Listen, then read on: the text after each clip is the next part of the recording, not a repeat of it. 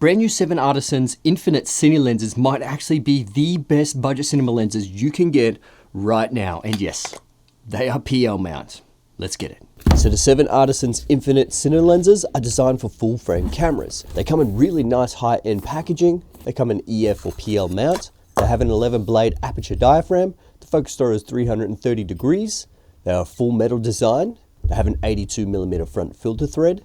The lens elements will depend on the focal length, and they come in various focal lengths and packaging. They have a 16 T2.5, a 24, 35, 50, 85, 105 T2.1, and a 135 T2.4. And the price will vary depending on the set. They'll be linked in the description below. So when it comes to 7Artisans, I've actually reviewed the Hope Prime set. Now that is a Super 35 set that is fantastic for crop sensors, Super 35 sensors, and they are incredible, but they're native E-mount, whereas these ones are for full frame and they're a PL or an EF mount. They are also interchangeable as well, so you can actually buy the EF mount and put obviously EF instead of the PL, but PL suits me because I've got a whole bunch of PL adapters when it comes to the LPL, the EPL, and micro 4/3, the PL as well. So a ton of PL mount adapters, and incredible when it comes to cinema lenses, because if you do have multiple systems, multiple different cinema cameras, you can actually fit these across those, which I just find when it comes to cinema lenses, PL mount is almost a necessity. And you also have to think about if in case you do end up selling these,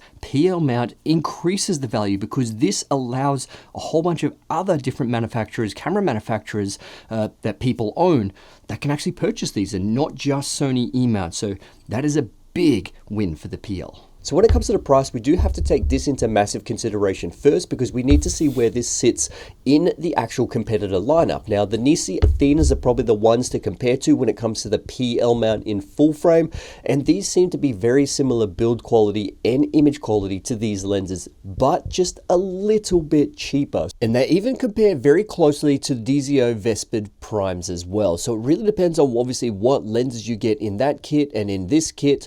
But in terms of the quality, they're very similar with these two competitors. So it really depends on your choice, but these 7Artisans Infinte lenses are actually really high quality, which is fantastic. They do seem to be the best budget in terms of the price, build quality, and image quality, but I'll show you the results in this video.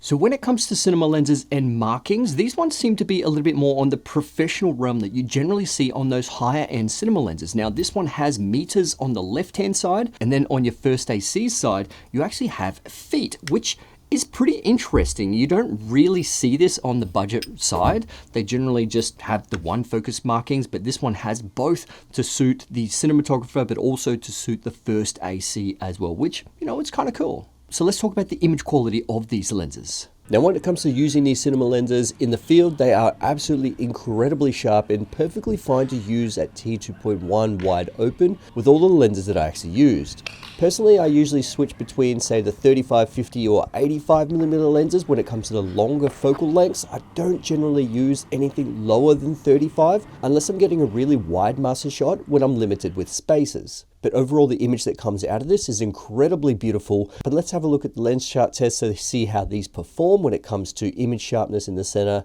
and out to the edges, and the chromatic aberrations, the bokeh, and the lens flaring. So when it comes to image chart test, we can see right in the center, it's really sharp. And even if we go out to the corners, it still holds the sharpness pretty well. And if we do stop it down to T2.8 and T4, you can see the image obviously gets better, but also the vignetting starts to clear off as well, because there does seem to be a fair bit of vignetting wide open. And if we do go over to the 35mm lens, it's pretty much exactly the same story, and then the same story with the 50mm and 85mm lens. Now when it comes to the distortion, they do seem to have barrel distortion. The 24mm probably has the most amount of distortion. The 35 has small amounts of barrel distortion. The 50mm is a little bit less, and the 85 once again is also a little bit less. But we do have to talk about this 85mm lens. Now, I do have to mention that these are pre-production copies, and they may actually vary from the copies that I actually have. The one small thing that I do actually find with the 85mm is that there is a warm casting when it comes to the colors. The 24, 35, and 50 seem to be neutral tone, whereas the 85 comes out a little bit warm. So you do have to take that into consideration. So hopefully, when you guys actually get your kit, this is going to match the other three lenses. So what kind of flaring do we have with these lenses? Now in terms of the flaring, I've only got the 4 lens kit, which is the 24, 35, 50, and 85, and the 24 does seem like it has the most flaring artifacts. The 35, is relatively clean. It does ghost a little bit. The 50mm is probably the cleanest out of this kit, and the 85 probably ghosts the most, but it really just depends on what you prefer when it comes to flaring. They're not crazy super clean, but in my opinion, I think they flare really nicely. So in terms of the bokeh, it's a T2.1 aperture throughout the whole range, which is fantastic because it's very consistent, and the bokeh seems to be really creamy, which I absolutely love. So the close focus distance on the 24mm is 0.3 meters, and this is what the bokeh looks like. The close focus on the 35mm is 0.33 meters, and this is what the bokeh looks like here. The close focus on the 50mm is 0.6 meters, and this is what the bokeh looks like here as well. And the close focus on the 85mm is 0.85 meters, and this is what the bokeh looks like here. All right, so what kind of focus breathing do we have with these cinema lenses?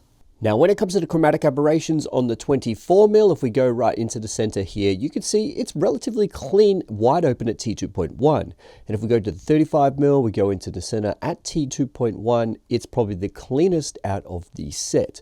Chromatic aberration on the 50mm at T2.1, it seems to have a little bit of chromatic aberration, but if we do stop it down to around T2.8, T3.2, it does clean up quite significantly. And similarly with the 85mm, we do see some chromatic aberrations there, but same thing at T3.2, T4, it does clean up a little bit there.